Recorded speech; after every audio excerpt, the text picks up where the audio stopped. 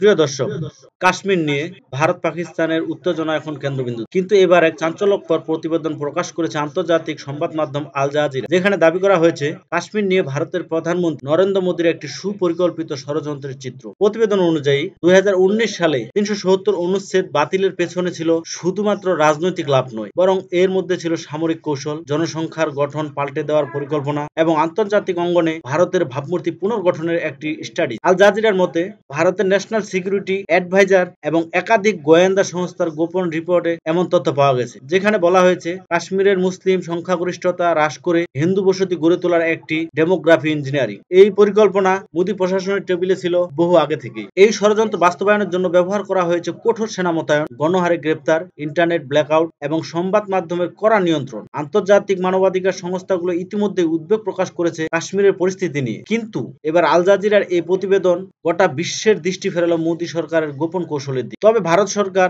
এই প্রতিবেদনকে অসত্য ও ভারত বিরোধী প্রপাগান্ডা বলে উড়িয়ে দিয়েছেন। প্রশ্ন উঠছে, এই প্রতিবেদন কি সত্যিই বাস্তব চিত্র তুলে ধরেছে, নাকি একটি শুধুই রাজনৈতিক চাল? আপনি কি ভাবছেন কমেন্টে জানাবেন। ভিডিওটি যদি আপনার ভালো লাগে তাহলে শেয়ার করবেন, সাথে সাবস্ক্রাইব করতে ভুলবেন না। ধন্যবাদ।